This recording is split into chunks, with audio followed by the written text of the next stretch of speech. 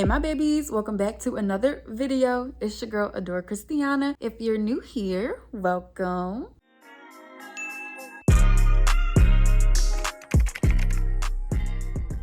Today I am introducing part 3 of my Week of Luster's Pink series, and today I am finally styling my hair. I'm going to show you guys how I execute my signature blown out twist out. If you are interested in seeing how I get this look, then stick around and let's get into it.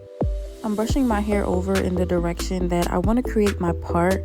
I'm going for a side swoop part today, and once I'm done defining it, I'm going to create parts on each side of my head downward towards my ears, separating the front of my hair from the back, and I'll be left with more hair in the back.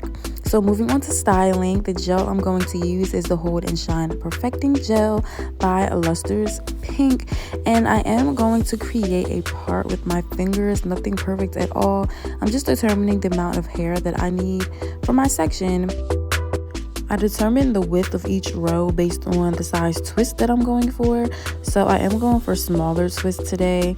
This section, for example, was a little bit too big, so I took some hair out, not anything perfect, and I was left with the amount of hair that I wanted. So I'm gonna go ahead and add my styling gel, avoiding the roots, detangling, and when I'm ready, I'm gonna start this twist off with a braid. I like to do this to keep my roots elongated and just end up with a longer twist in the end. Once I get to the end of the twist, I just twist it up really good and add a lot of water so that it's nice and curly. Swirl it around my finger, and now my first row is complete. So I went ahead and parted out the second row with my fingers, and with my fingers again, I'm parting out a piece of hair for my twist. So I really don't use my comb. I'll show you guys later on how I do go about it when I pull my comb out to part, but still I do not put a lot of pressure on that. I just get the hair out that I want and I keep it pushing. So I'm finishing up this braid right here. I like to braid nice and tight and detangle frequently as I'm twisting down, just to make sure everything is nice and smooth, because I am going to wear this as a style and as a twist out. So we got to make sure everything is nice and clean. And I didn't mention this on the first ones, but I'm misting my hair very lightly before I apply my gel. Once again, I am being generous with the gel, so I will get that nice juicy finish, but I like to use a little bit of water just to add to the finish. So that's what I do. It gets my hair going. It really accepts the product a little bit better, especially because my hair is blow dried. But I'm going to keep detangling as I go and add water to the ends to get it nice and curly. I'm finishing up both ends of this row, and now that I'm finished, I'm going to show you guys how I go about the braid in the middle and the back of my head, because I like to do this a particular way so that it doesn't sway one way or the other, and that, you know, the back of my head is filled versus having that hideous gap, you know. So I put my hands in the back of my head and I braid underhand, and when I'm ready, I'll bring one of the legs back to the front and I'll continue to braid overhand, or twist overhand. I keep saying braid, but y'all know what I mean. Start with the braid and twist all the way down, and that's how I do it. That's how I do it. So this is how it's looking, and this is what I was talking about when I said I was going to show y'all how I part with my comb. So I kind of use like a U-shaped kind of template when I part. It just works better for me, I noticed.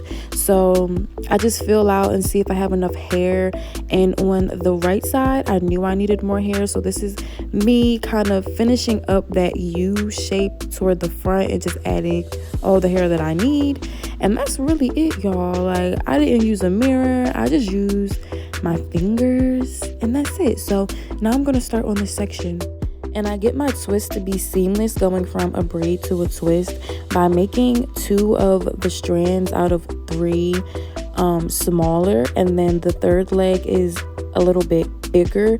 This way, when I'm done my braid and I'm going from 3 strands to 2, I combine the smaller strands together with the biggest strand, and that way my twists are nice and proportionate. So I don't know how I came up with that.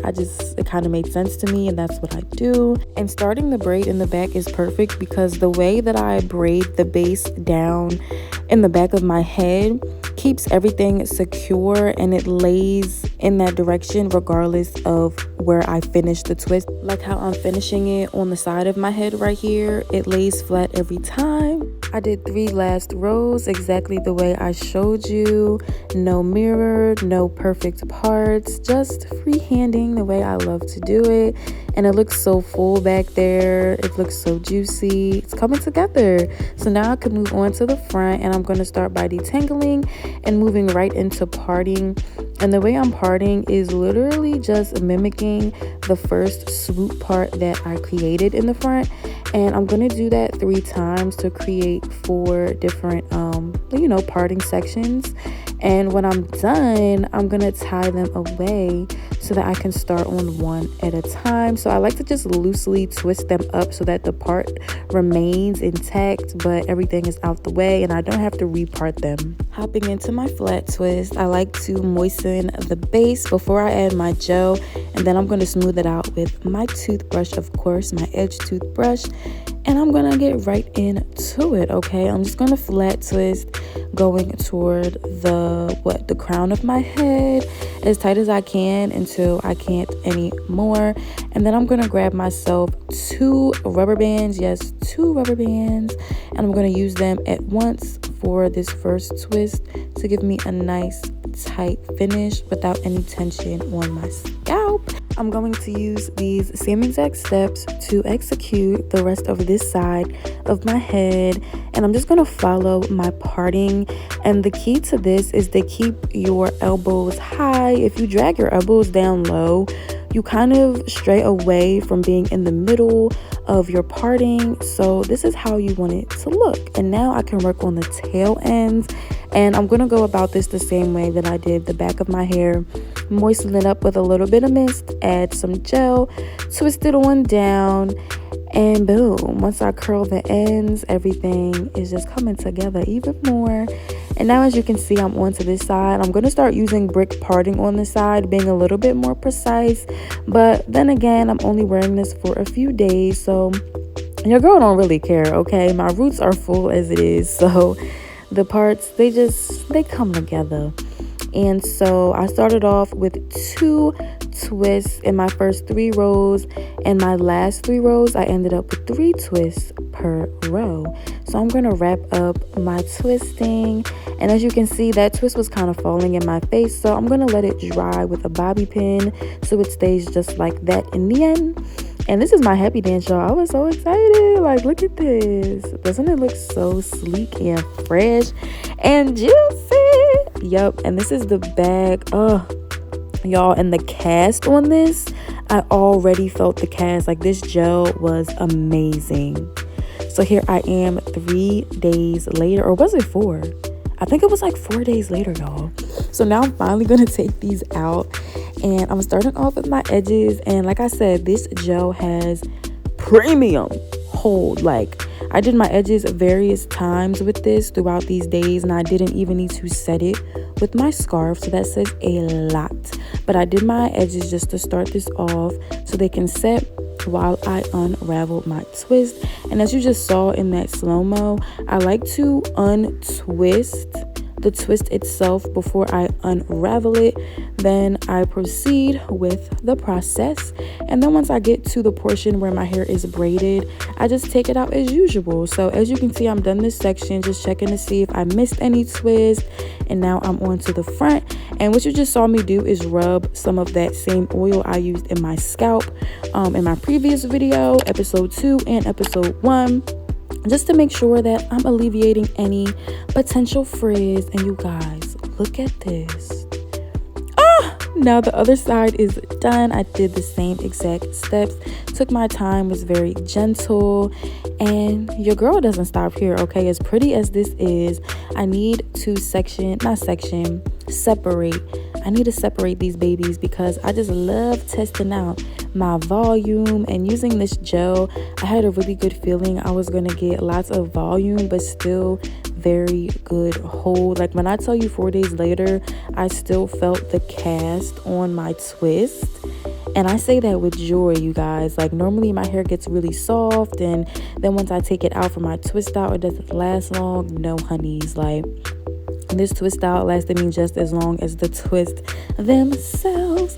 So if you didn't notice, I'm just picking up the chunks or clumps of hair that remained after I took the twist out, and I'm separating them, and I'm just doing a little bit of twirling around my fingers. This day I didn't really care too much to twirl, but I just did a few here and there just to see if it was going to add any extra curl. But having these twist in for days, the ends were doing a little frizz thing, you know what I'm saying? And I wasn't mad at that because I laid on them, played on them, you know what I'm saying? So I am separating an ample amount, but you don't have to separate this much. Again, I just wanted lots and lots of volume. And this is the first side completed, y'all. Look at those roots. Look how big it got. I'm just going to go ahead and do the other side, and this is how it is coming together even further. Okay, like I said, frizz has come to play at the ends, but the roots look so defined. So wait till you see it the next day. Honey, when I tell you the frizz dissipated, the definition was jumping out at me. I was so happy with this look. I do hope this video was enjoyable and helpful. If so, give it a big old like. And if you want to see more from me, because I always got more for you, subscribe to the channel, babies, and I'll see y'all in the next one.